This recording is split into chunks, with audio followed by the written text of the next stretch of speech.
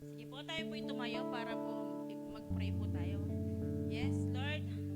Yes, Lord. Hallelujah, Lord. Hallelujah, Lord. Purihin ka, Panginoon, sa hapon na to, Lord.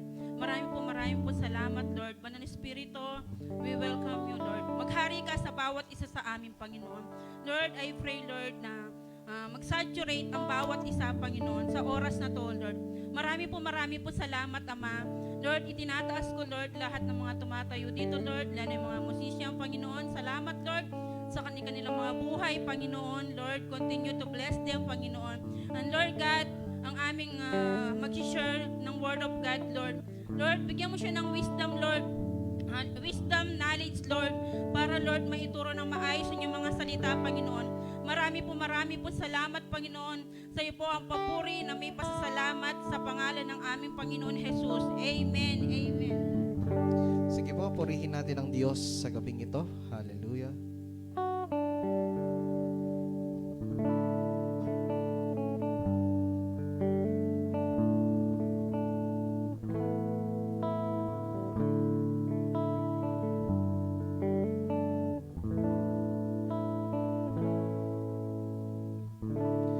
I'm forgiven because you were forsaken.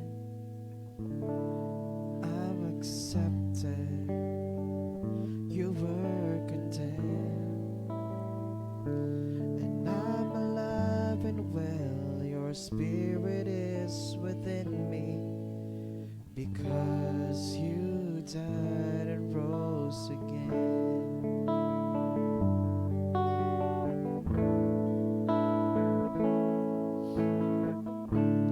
I'm forgiven because you were forsaken. I'm accepted. You were condemned, and I'm alive. And I'm alive and well. Your spirit is within me. Because you died and rose again. Amazing love, how can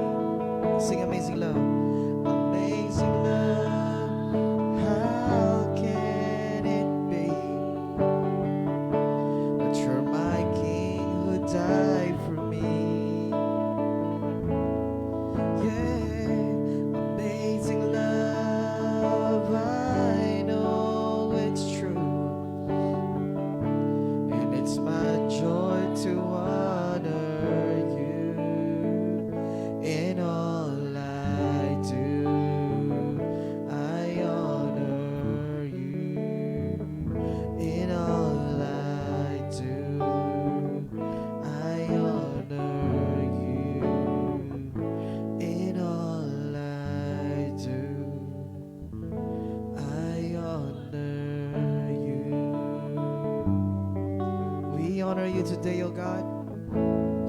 Let your name be exalted. Let your name be lifted up in the lives of your people. Truly, you deserve the glory and honor and praises. In Jesus' name we pray. Amen, amen, amen.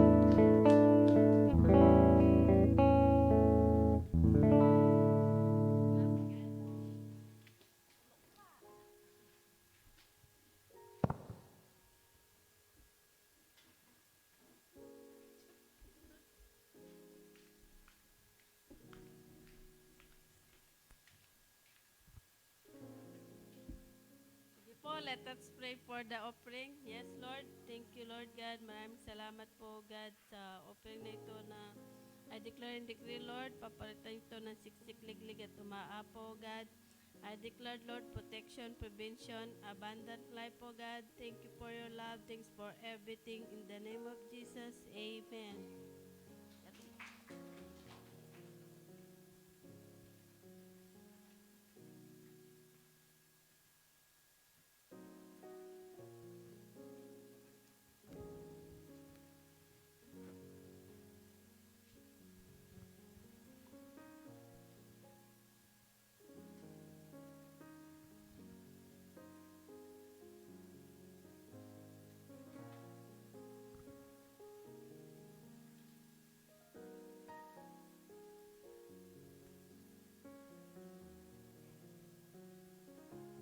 Amen. Praise God. Amen. Kayo ba nandyan pa? Hallelujah. Thank you, Lord. Welcome po sa ating midweek service and also our people who are watching online. Good afternoon po. Amen. Let's go to the Word of God. Amen. Hallelujah. The title of the message for today's midweek service is Limitation is an Invitation. Everybody say limitation. Sinang natutuwa sa limitasyon? Walang natutuwa sa limitation? Ha? Sa context ng mundo, totoo, hindi nakakatuwa ang limitation. Amen? But what does Paul says? What did Paul said on his word in 2 Corinthians chapter 12, verse 9 to 10? Anong sabi niya doon? For when I am weak, then I am strong. Amen? And whether you like it or not, every human being has limitation. Amen? Bawat isa sa atin may mga kanya-kanyang strengths and weaknesses. Amen? And whenever there is limitation, it will always be an invitation for us to improve and to grow. Amen? Alam mo, sobrang mahalaga na ikaw rin mismo alam mo hanggang saan ka eh. Amen? Mahirap kasi yung oo ka ng oo, tapos kapag nandun ka na sa certain na situation, bigla mo siyang bibitawan. Kasi ikaw mismo, hindi mo alam saan yung limit mo. Amen? Medyo alanganin pag ganon. Tama po ba? Isa din sa mga natutunan natin over the years that learn to say no. May mga bagay na limitado yung kakayahan mo. Amen? For example, yung iba, magaling sa ganito, yung iba naman magaling sa ganyan. Nakukuha po ninyo. Now, when we talk about limitation, is an invitation. No? Whenever there is limitation in the lives of God's people, that's where God enters. Amen. Paano mo masasabing limitado ang tao? Unang-unang natutulog ang tao. Man needs to rest, enable for to gain strength. Amen. Ang Diyos hindi natutulog. Amen. Ang tao, kailangan niyang magtrabaho para magkaroon siya ng resources. Tama. Ang Diyos hindi niya kailangan magtrabaho. Amen. Because He is the source. Okay? Ang tao, kailangan niyang mag-aral para matuto siya. Tama. So, ibig sabihin, nagiging limitado ang tao pag hindi nag-aral. Nagiging limitado ang tao pag hindi nagtrabaho. Pero ang Diyos, di niya kailangan mag-aral. Bakit? Siya ang source of wisdom. Amen. Now, why I am telling you this? Okay? Because God loves every human being. At bawat isang mga anak ng Diyos, ay binigyan ng Diyos ng responsibility, no? To go and preach His word. Let's open our Bibles in Matthew chapter 14, verse 13. Sabi dito, when Jesus heard it, He departed from there by boat to a deserted place by Himself. But when the multitudes heard it, they followed Him on the route from the cities. And when Jesus went out, He saw a great multitude, and He was moved with compassion for them and healed their sick.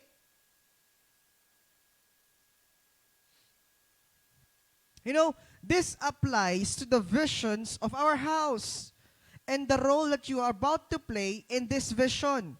Nakita ni Jesus yung multitudes, no? Therefore, He sees nations and the world.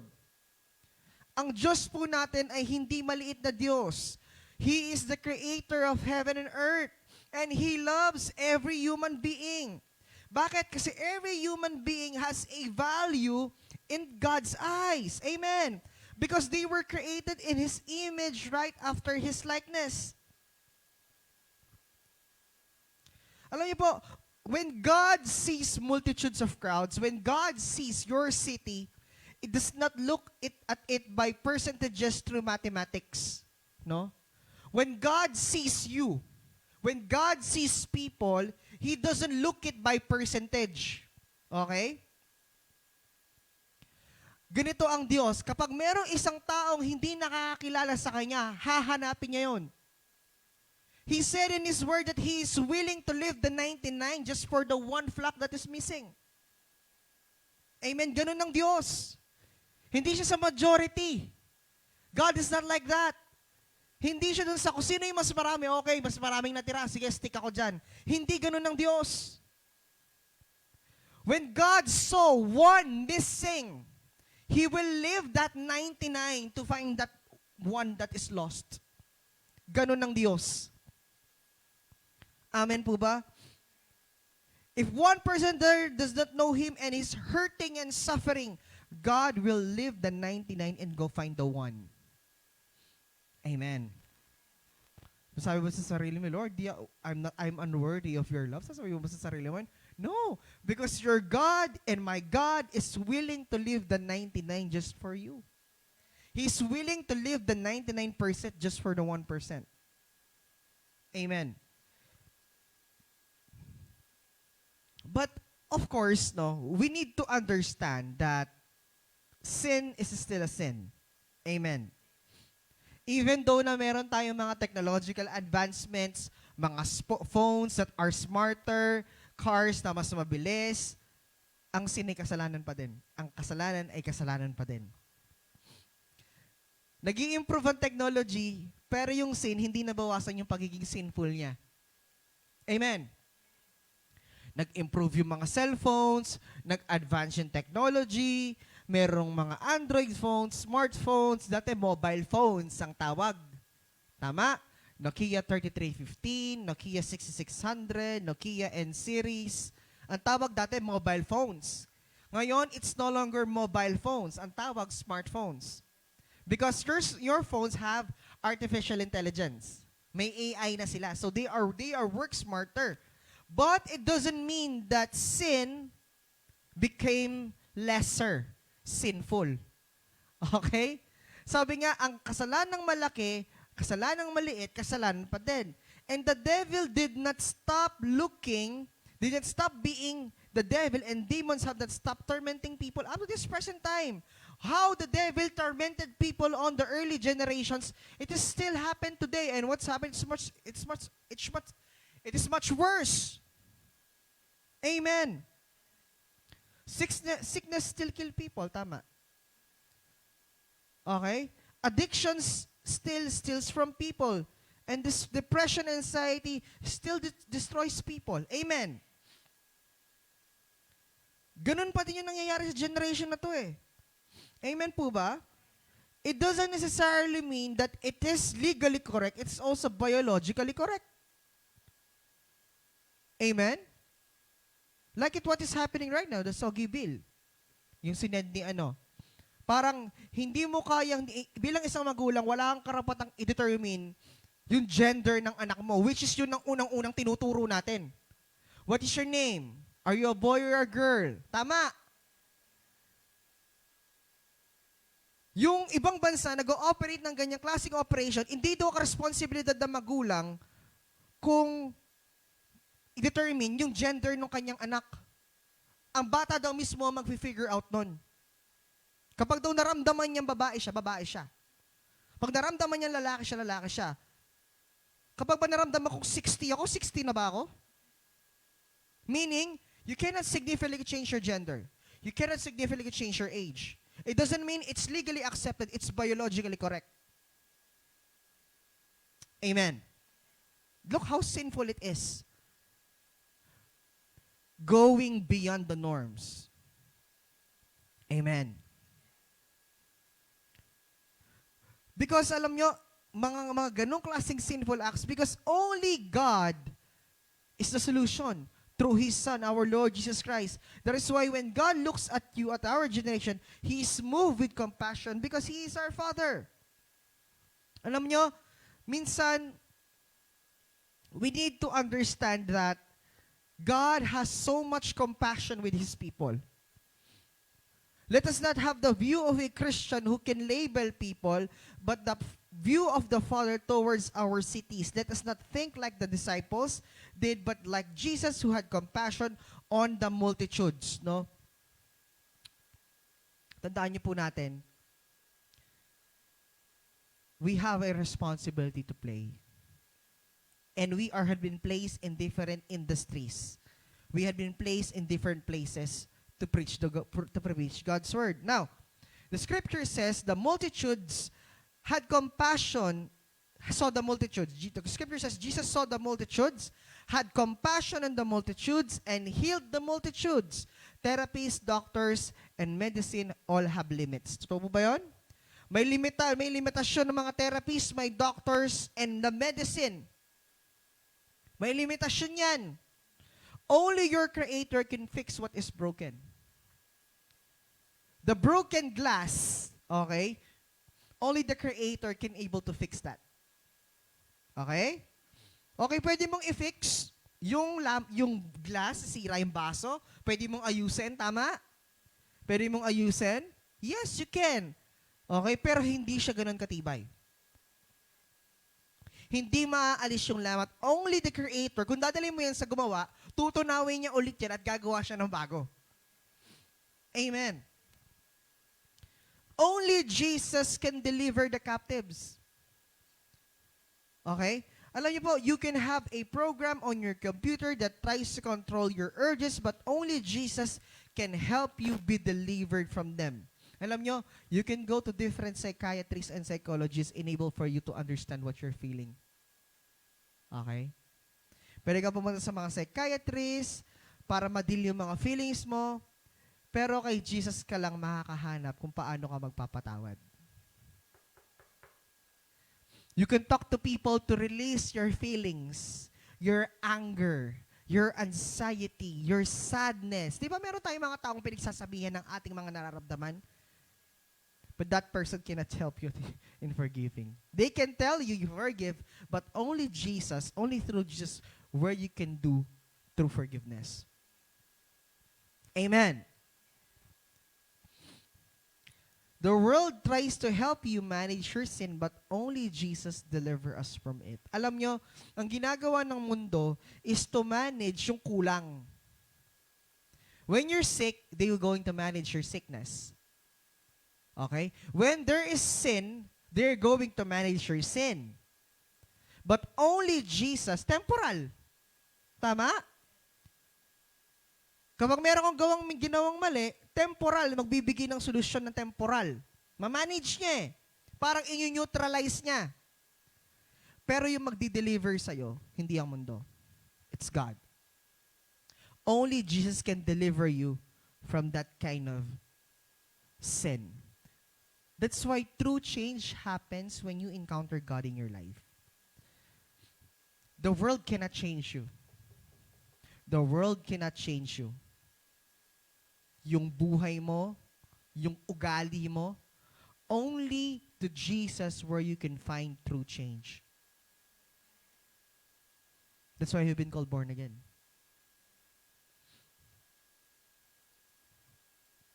Being born again is not about the church. Being born again is not about the culture, the religion, the tradition. Being born again is renew. Renew, bago. Tanong ko, nabago ka ba? Binago ka ba?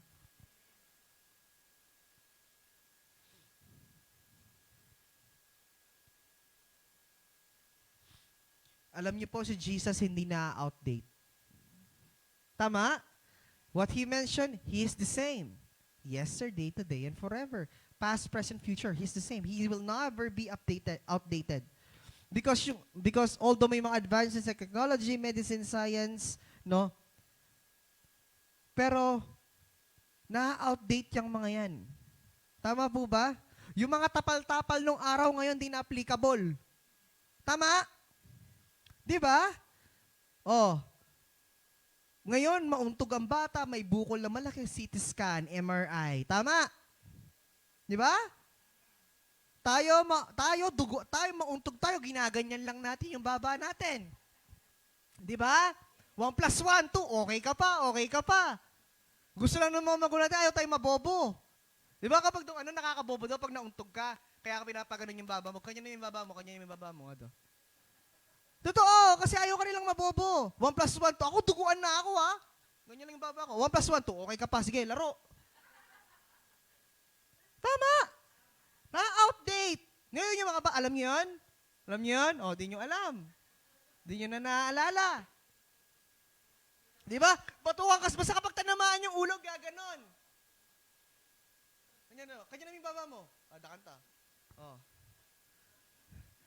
Up. Ako ang dadaya ako, buntok. Iba, duguan eh. Agad, CT scan tsaka MRI. CT scan kasi makikita kung may di ba? May blood clot, kung mayroong tama sa ulo. Kaya yung mga nasa-stroke, di ba, sinisiti scan din sila. Yung MRI, yung parang papalab daw kang panchun. Ne? Itang madagol na makanyan, tapos papalab daw kitang panchun. Kapit ng bala, MRI ito. Ganun din. Dati ganun lang eh. Yung gamot sa sugat, oxinada, social. Kami nun, Mertailet. Alam niyo yung Mertailet, yung kinakabit sa kuko, yung pink? Yun ang pinanglilinis ng sugat ma'am, pag naglilinis ng sugat nung araw. Dahil hindi uso yung mahal ang betadine nung araw, tsaka yung oxinada. Yung oxinada nga, natutunan ko lang yung grade 6 ako eh.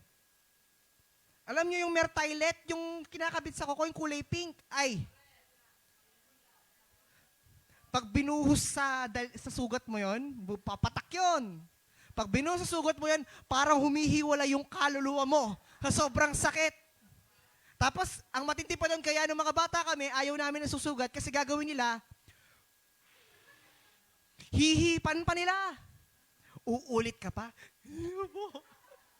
Nung bata kami, ayaw namin nasusugatan kami. Kasi nga, kapag nasugatan kami, Mertailet ang katapat. Ngayon, hindi na applicable yun. It's outdated. Tama? Technology, advancement.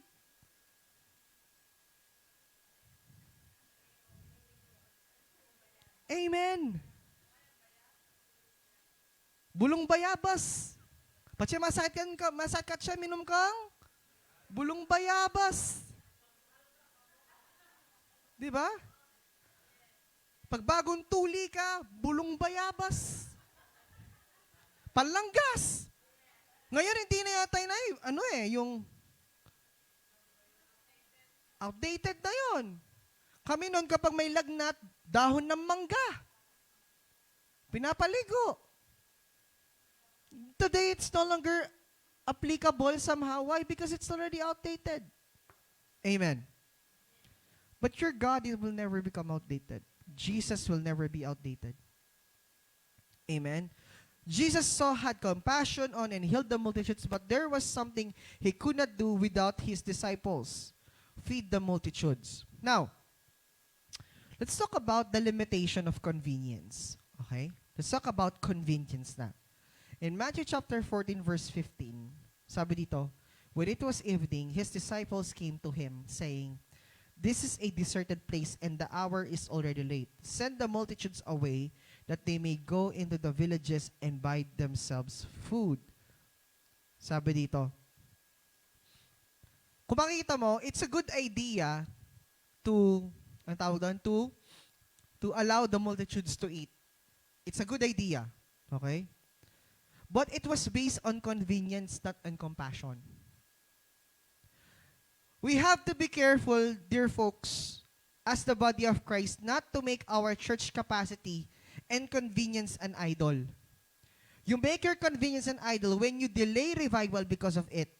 You stop people coming to know Jesus and receiving healing, deliverance, and salvation because you are waiting for a bigger building. Amen. The reason why there is a delay to revival, it's because we prioritize convenience first. Okay? Revival happens kapag may malaking church na tayo. So, mag-gather tayo ng maraming souls kapag may church na tayo. Naalala niyo po yung sinabi ko ng meeting. Do not wait na magkaroon ka ng building bago kang umayos. Okay? Gusto mo kapag yung church aircon, bago ka mag-ministry. Gusto mo yung lugar na pupuntahan mo para mag-preach aircon, para makapag-ministry ka. Gusto mo maraming tao pag nag-preach ka. Gusto mo maraming taong dumadalo doon sa church. Amen? A man who makes convenience his idol would throw big catches of fish back into the lake because he only has a small frying pan. Alam niyo po kapag yung tao ina-idolize niya yung convenience, ang mangyayari sa kanya ganito. Marami siyang huli, okay? Pero dahil gusto niya kung saan siya komportable, ano yung convenient para sa kanya, no? Instead of cooking, getting those fish, he will go back and send those fish again to the lake kasi maliit yung lalagyan niya. Amen? Sabi dito, the problem is not the frying pan or facility. The problem is your mindset. Amen? Do not wait for the church building bago mapuno to. Ito nga, punuin mo muna to. Punuin muna natin to. Gusto natin ng revival sa kabataan, punuin natin to. Do not stop. You know, when you are moving in compassion, compassion will destroy convenience. When you are moving of compassion will take you out of convenience because convenience will take you out of your calling. Amen. You have to move out of compassion than convenience. And whenever you are in compassion, you will never experience convenience. Hindi convenient ang maglingkod, ah. If people think that being in the church or serving God is convenient sa spirito, yes. Pero convenience? Amen? It's not.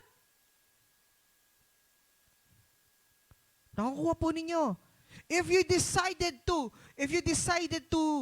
work in the church, don't wait for convenience. Remove convenience out of your vocabulary. Amen. That kahit kailan hindi naging convenient ang maglingkod. Because you have to work 24/7. Can I hear an amen to that? Because convenience cannot be your number one goal. Anyone who has been a parent knows you cannot raise your children out of your convenience. Kayo po ba panalaki yung anak nyo kapag komportable kayo? Sinabi nyo ba sa anak ko, anak, pag-aral ka na lang pag may pera na tayo? Sinabi nyo ba sa mga anak nyo? Hindi. You raise them whether you are convenient or not. Am I right? Same thing in the ministry. Amen? Sasabihin mo sa mga anak mo, anak, kakain lang tayo bukas kasi bukas pa may sahod. Are you getting the point, what I'm trying to say? of course you will do everything because there is compassion to your children.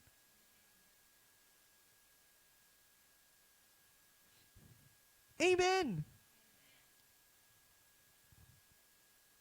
You cannot have compassion if you are addicted to convenience. Kung gusto mong palaging komportable ka, you can never achieve compassion. Sabi nga nito, when you want to fulfill the calling of God in your life, there is going to be a cost. You have to give up something in your life.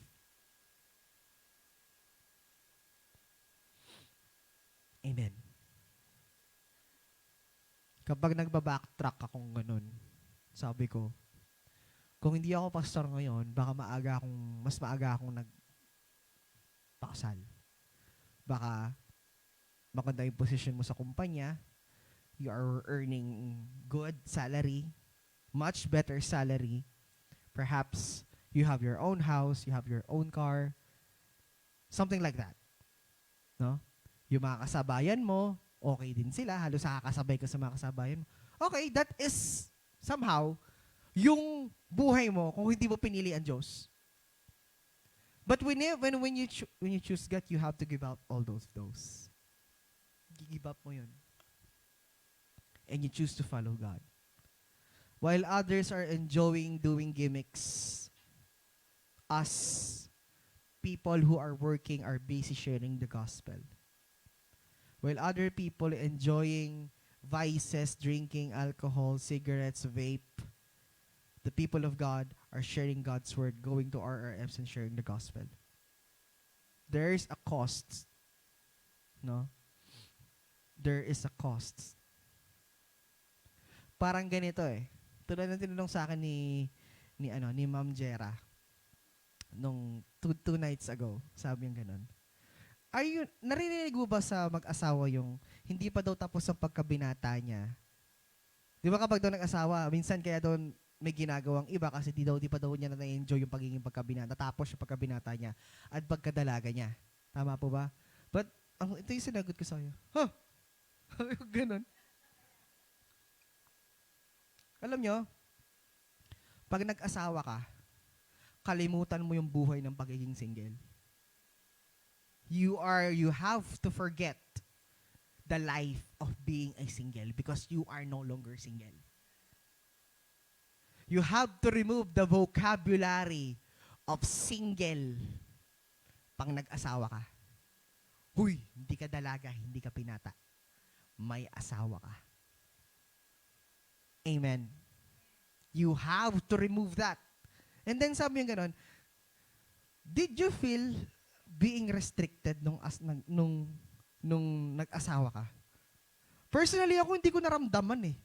Unang-una, wala naman ang bisyo. Amen? At saka yung simula nung namulat ako sa ministry lang talaga yung tinrabaho ko. Wala akong ibang ginawa. Church, bahay, school, ministry, yun yung routine ng buhay. Kaya I didn't feel that I am restricted. Because yung routine na ng buhay ko, mula nung bata ako hanggang ngayon, parehas pa din. Amen. Do you feel restricted nung nag-asawa ka? Hindi. It's because it is the same. What I am doing, although the priorities change, priorities might change. Okay? Before, you can go all out eh. Talagang G na G eh. Pero ngayon, G na G kasi binata eh, may lakas eh. Wala kang priorities eh.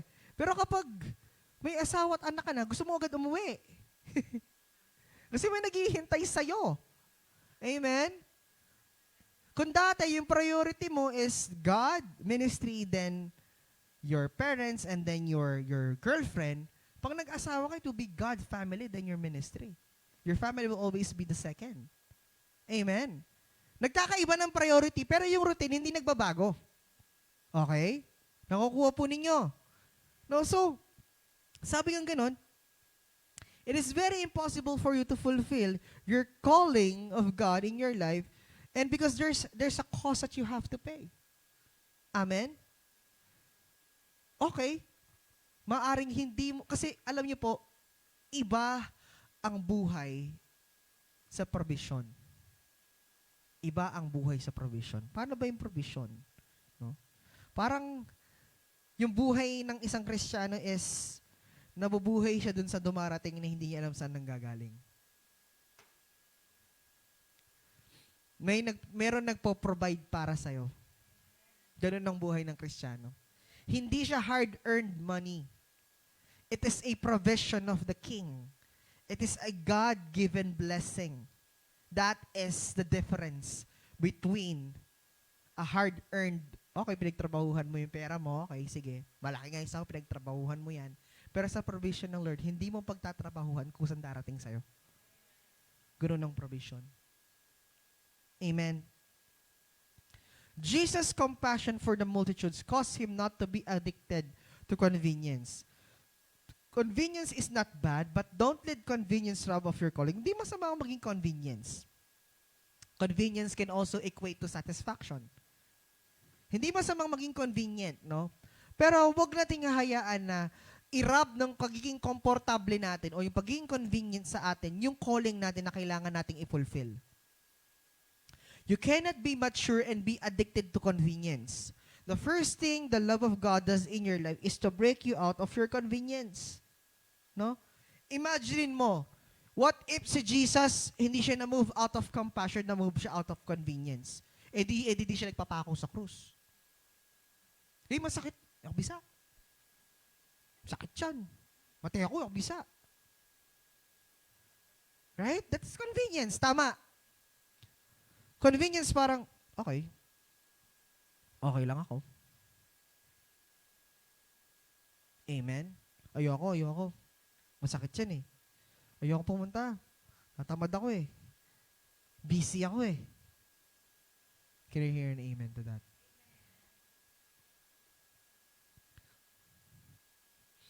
There's nothing wrong of being busy.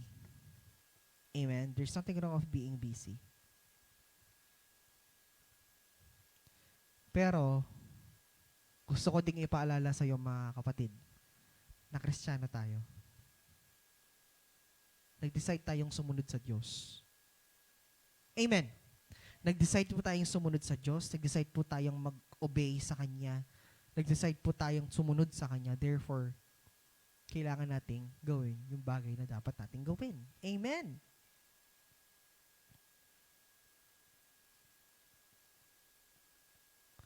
And you know what? A convenient mentality reduces the vision of Jesus to the level of our comfort. Convenience requires Jesus to consider our feelings first. What would have happened if Jesus had chosen convenience instead of the cross? Amen? Masaya ako na hindi pinili ng Diyos yung convenience because He chose our salvation. Amen. Therefore, if I have to embrace it a bit of discomfort to express His compassion to a dying world, I will do it with pleasure. Compassion cannot live in the heart addicted to convenience. You have to be in love with Jesus Christ, and His heart has to impress yours. And whether you like it or not, when you have this kind of compassion, compassion conquers convenience. Amen. Let's say, ma-criticize. That is somehow one of the primary reasons why there are Christians who doesn't want to involve in the ministry. They don't want to be criticized. Question, how do you handle criticism?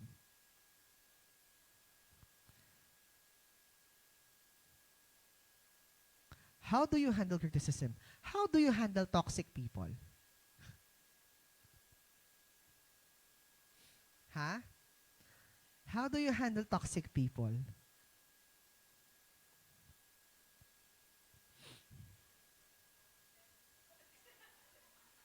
How do you handle those kind of people?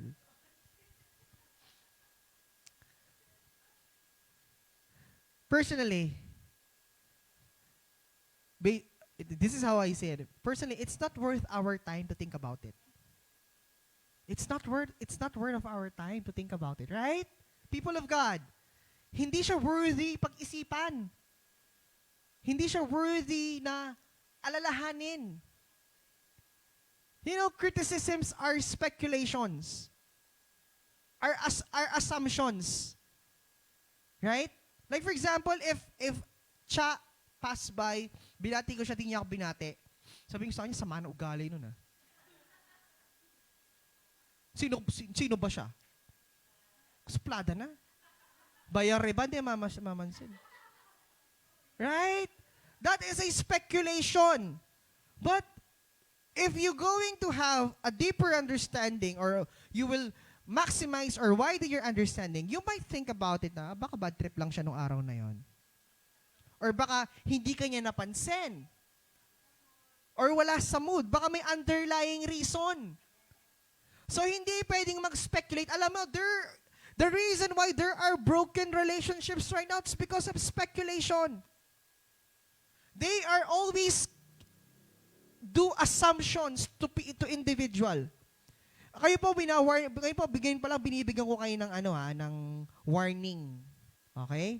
Pag pumunta kayo sa bahay namin, bawal pag-usapan ng buhay ng ibang tao sa Gatchawin.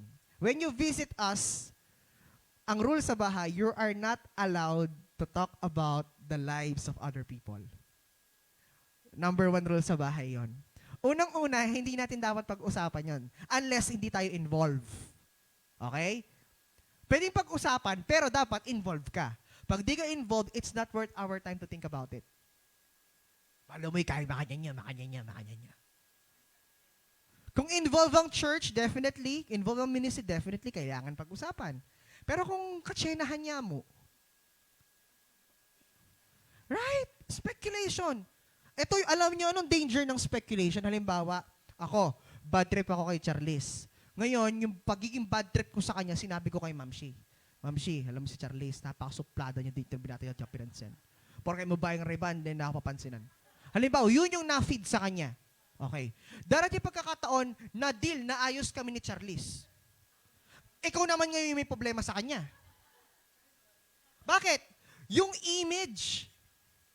Speculation destroys the image of a person. You speculate eh. Kami okay na kami, ngayon ikaw naman, bakit natamnang ka eh? Nakukuha po ninyo? Now, yan ang kinakatakutan ng tao. That's the reason why they don't want to be involved in the ministry. Amen? And whether you like it or not, that is part. It's not, you cannot remove those, but how you will handle them. Amen? How do you handle toxic people? How you will handle stressful people? Amen? First and foremost, dead ma. It's not worth it to think about it. Bakit sina Henry C., sina Gokong Wei, sina Lucius Tan, payaman ng payaman?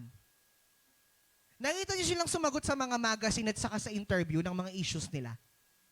Nakita niyo silang sumagot? Hindi. Bakit? Anong nakikita nila? Yung vision nila palagi tinitingnan nila. Kaya hanggang ngayon, maunlad yung kanilang mga negosyo. Amen? Bakit? They don't talk about issues. Bakit sa showbiz may nalalaos? Sige nga. Bakit sa showbiz may nalalaos? Bakit? Because because of speculation. They are answering issues. Personally, if you know it's not true, why? First and foremost, when there are people who are speculating about you, you don't owe them an explanation. You don't owe them an apology. Because what they were saying is not proven. Walang ebidensya. Amen. Unless you are proven guilty, then explain. But if it is mere speculation, why do you need to explain to yourself? Amen. Unang-unang, di mo kailangan i-explain yung sarili mo because first and foremost, magkaiba kayo. Hindi kayo parehas ng ugali. If you want to understand a person, use his lenses. Use her lenses. Halimbawa, gusto ko maintindihan kung saan nanggagaling si Ma'am Shi. Kailangan yung view ko, gagamitin ko kung paano niya nakikita yung isang bagay. Halimbawa, itong bagay na to, pag hinawakan ko to, iba-iba kayo ng interpretation dito. Ngayon, para mag-gets ko yung interpretation mo, dapat makita ko siya kung paano mo siya nakikita. Para makita ko din kung ano yung ibig mo sabihin. Ako po ninyo. Yung iba, ang tingin dito, yung nakikita nila, kulay black. Yung iba naman, cellphone holder. Paano siya naging cellphone holder? Kasi ganito yon. E-explain mo ngayon sa akin, paano mo nakikita tong bagay na to. Para magkaintindihan tayo. Amen? Amen?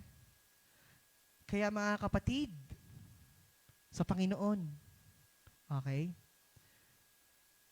Normal po ang toxic people. Okay? Isa sa mga, sabi nga ni Ma'am Jera, when you have toxic people, don't allow them to see your life. Huwag mapakita yung buhay mo para wala silang mapag-usapan. Kasi kapag yung buhay mo hindi nila nakikita, wala silang pag-uusapan. Amen? Kapag wala silang nakikita, wala silang napapalitaan sa'yo. Ikaw ngayon, nag-enjoy ka, move on ka tuloy-tuloy ka lang Wala kang pinapakita. Private ang buhay mo. You go to your ministry and you don't say anything, no? If people will never see your life, and then wala silang sasabihin.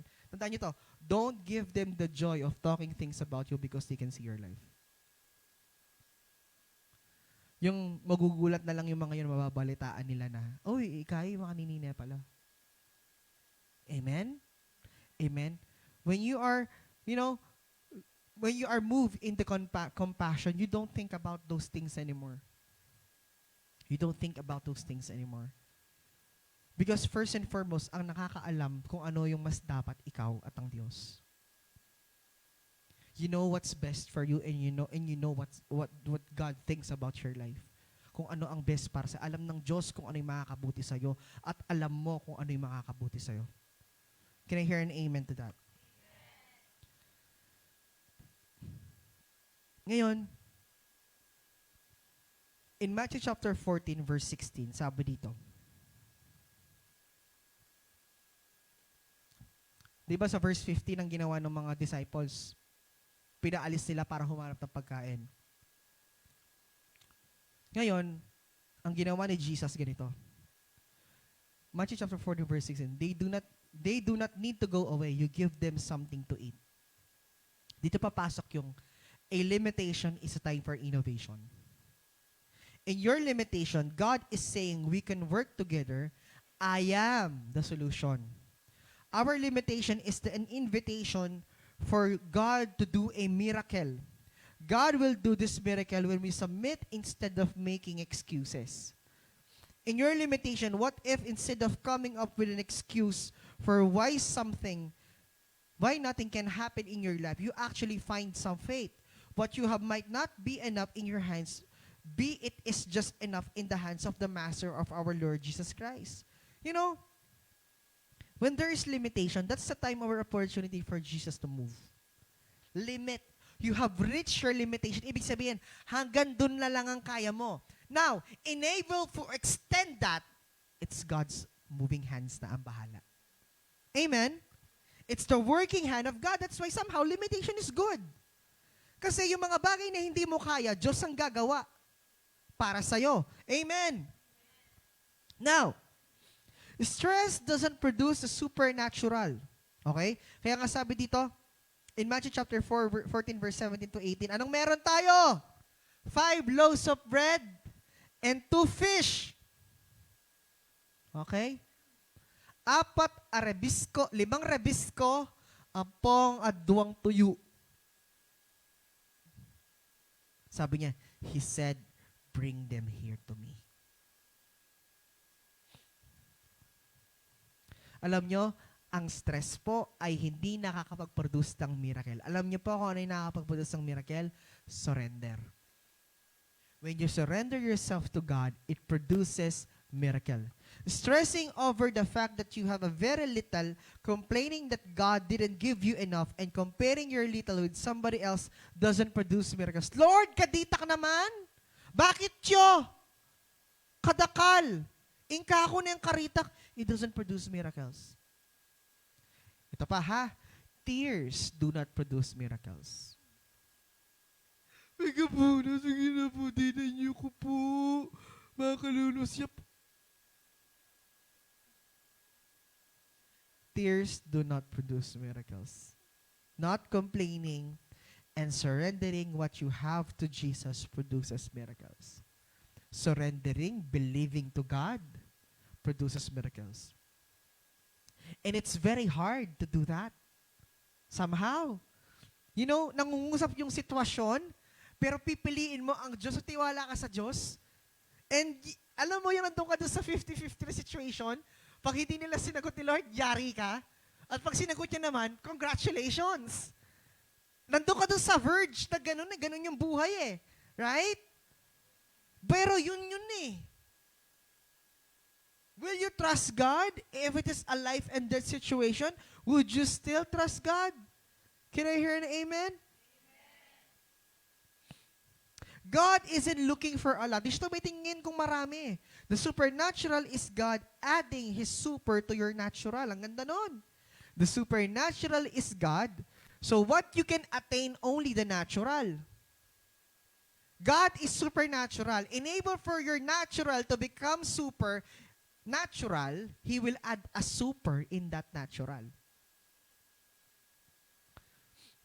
God never compares your natural with your neighbor's. He says yours is enough if you surrender it to me. Okay? God will never compare your natural sa iba. Enable for you to have a supernatural. Nak, what you have right now is enough. Since you trust me, you surrender it to me, I will make that natural supernatural by adding super into it. Jesus did not tell the boy who gave the loaves and fish to go and feed the multitude with them. He told the boy to give the loaves and fish to him. Anong meron tayo? 5 loaves of bread and 2 fish. Hindi naman sinabi ni Jesus sa bata, o sige, pamigay mo sa crowd. Anong sabi niya? Bring it them to me. Dalhin niyo sa akin. So kung anong meron ka ngayon, dalhin mo sa Diyos.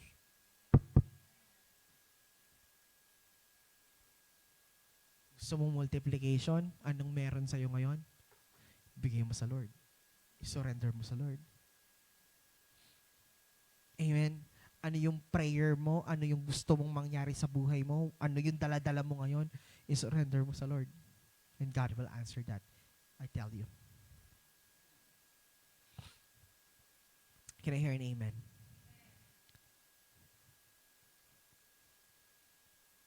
Kaya nga, anong meron sa'yo, kapatid? Anong talents, anong gifts meron ka? No?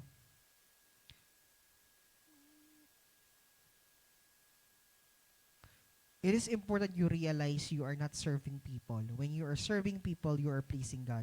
When you're serving people, you are pleasing God. If you miss the God component in serving people, you will always be disappointed. You are pleasing God. You are serving to God.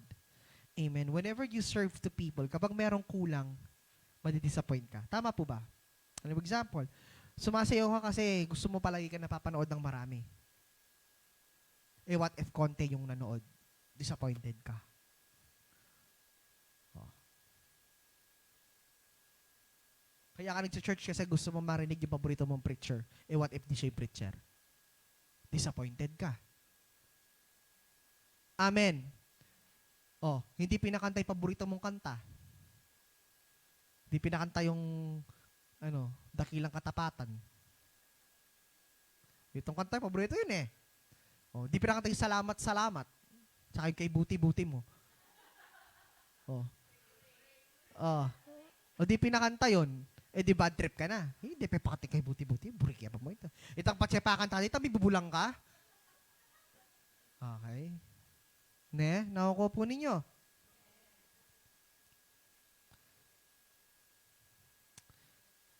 The supernatural process of serving is that you give your gifts to Jesus first. He blesses them, give them back to you in a broken form, and then you give them to people. Sabi dito, Jesus was not beaten and crucified because he wanted to be put, because he wanted to first honor and fulfill his Father's will.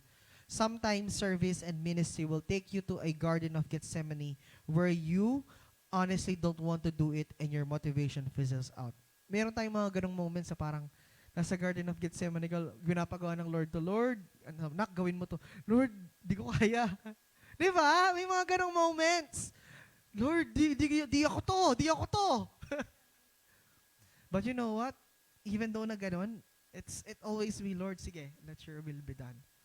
May mga ganong moments tayo na mag-preach ka, Lord, ikaw yung mag-preach. Hello? Mag-opening prayer ka, Lord, ikaw yung mag-opening prayer. Gagalgal ko. That is the Garden of Gethsemane. Amen? Yung isang bagay na ayaw mong gawin na pinapagawa ng Diyos sa'yo. Amen? Lahat tayo may ganyang moments. Tama? Lahat tayo may ganyang moments. Oh, lahat tayo nag-pray, nagpunta ng Garden of Gethsemane para dyan. May pinapagawa ang Lord sa'yo. Manalangin ka, Lord, ako biyasa. Lord, ang gawang ko. Tama? May mga ganong moments tayo. Hey, Lord, di ko kayang mag-preach. Nanginginig ako. Lord, di ko yung mag-exhort. Tama? Lahat tayo may... But you know what?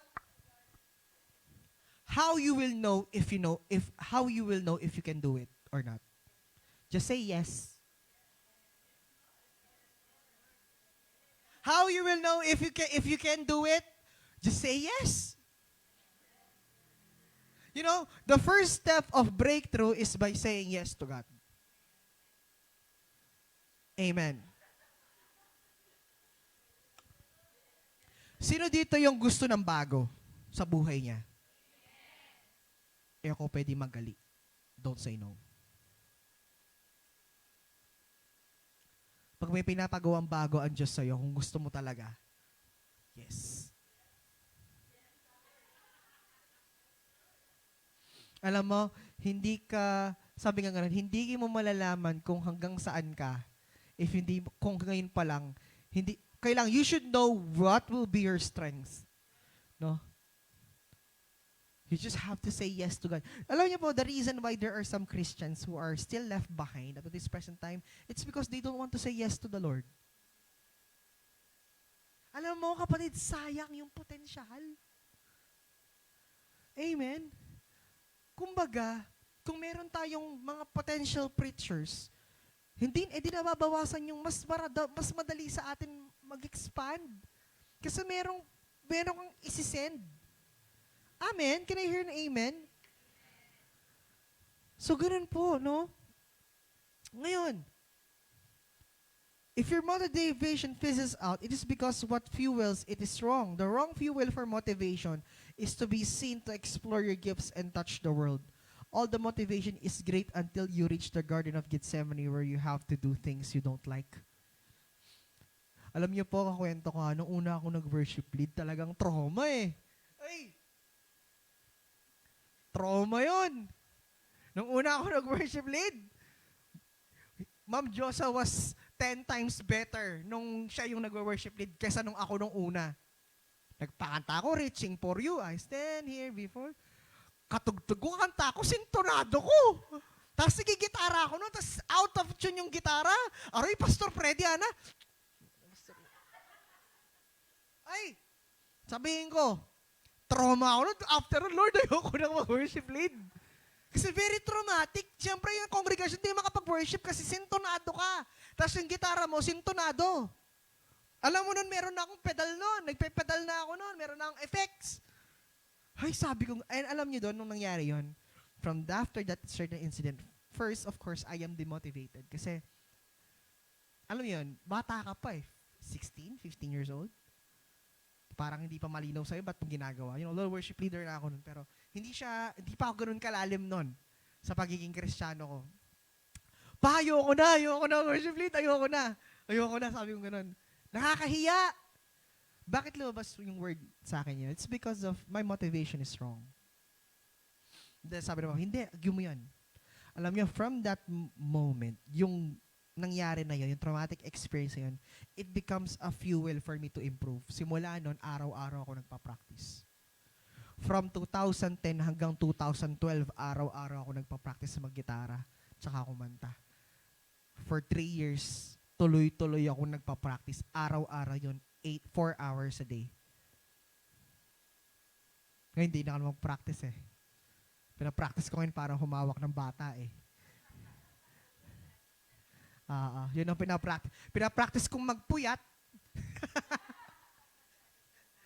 Pinapractice kong magpuyat yung, okay ka pa? Oo, okay pa ako. Yun yung pinapractice ko ngayon magpuyat. Kasi pag lumabas yan, talagang ibang level ng puyat. Tama po ba mga nanay? Nagpa-practice ako magpuyat ngayon eh. Yun yung pinaghahandaan ko ngayon eh, yung paano magpuyat. Ayan. Yung matutulog ka ng alas 3, ganyan, yung mga alas 2. Ayan, sige, practice tayo. Ayan. Okay. Ako kasi yung night shift eh. Ipalit niya ako sa kanya, ikaw na lang yung night shift kasi may pasok ako. Sa kanya. Ayan. Nakukuha po ninyo? Are you with me?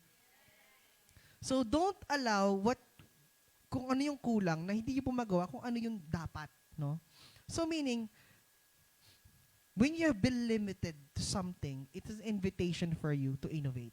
Ganun ang Diyos. Pag may kulang sa'yo, siya kukumpleto ng kulang sa'yo.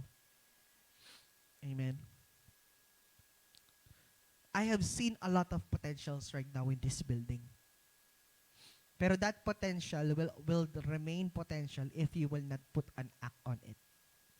If you will not say yes to God, therefore, that potential will remain a potential na lang. Amen? Amen. Sige po, tumayo tayong lahat.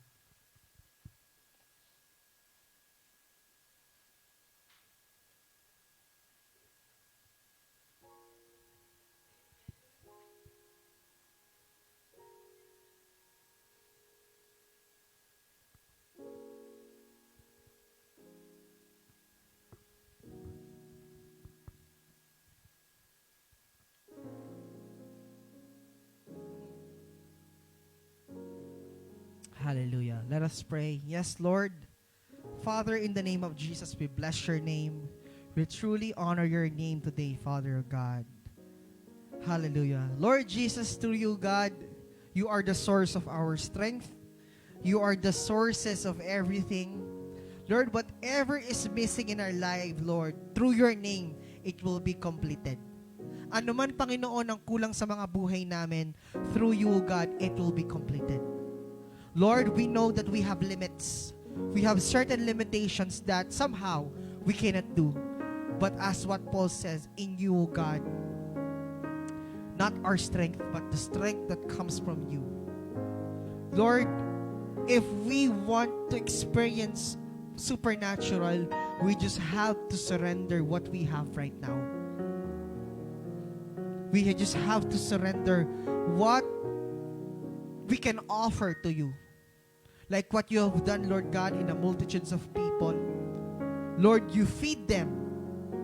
You're able to feed them, Lord Jesus, by having an offering. Through that offering, that natural became a supernatural because of God of surrender and trusting you and believing you, God. Maraming salamat, Panginoon, sa gabing ito. Tinataas ka namin, dinadakila ka namin, Panginoon. And Lord, sa mga anak mo, Panginoon, sa lugar na ito, we bless them in the name of Jesus. I declare kingdom abundance, prosperity, provision, and the unending peace and completeness of the Holy Ghost be upon them. We thank you. We love you. In Jesus' name we pray. Amen and amen.